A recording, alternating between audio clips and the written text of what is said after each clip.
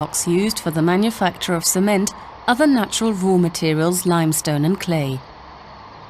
These are broken down in crushers into fragments of about 1 kilogram and then ground in a raw mill, together with smaller amounts of iron ore and quartz sand to obtain a fine meal.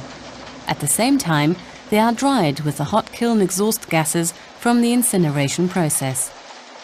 This raw mix is then transferred to a rotary kiln and fired at temperatures of about 1450 degrees Celsius to produce round-like particles measuring about 3 centimeters, known as cement clinker. Sintering is the name used by experts to describe this important process, which needs an enormous amount of energy.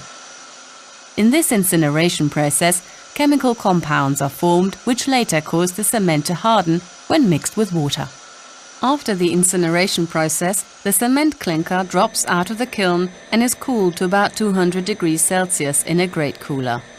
After adding gypsum or anhydrite and sometimes further ground additives like slag, fly ash and limestone, the clinker is ground in mills to produce fine cement. The quantity and type of the additives influence the chemical and physical properties of the cement. The cement is stored in silos and is mostly supplied to concrete manufacturers as bulk material for further processing.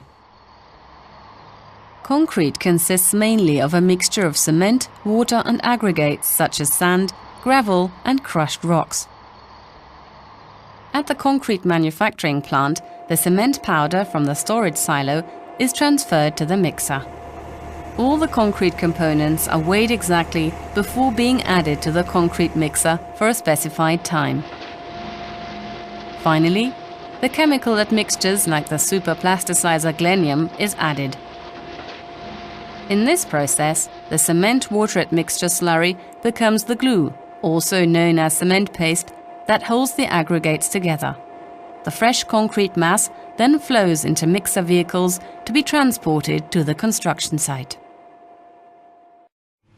The properties of concrete can be specifically varied by using different mixture proportions and admixtures.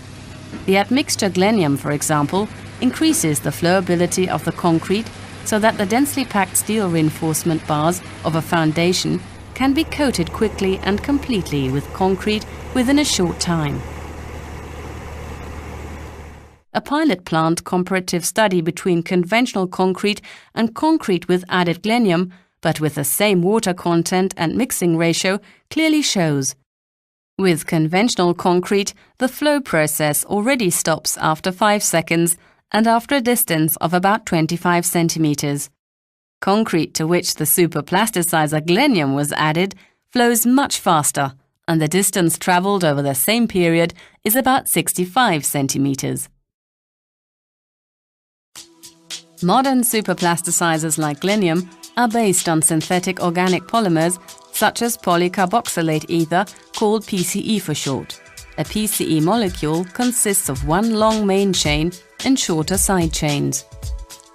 The main chains are negatively charged.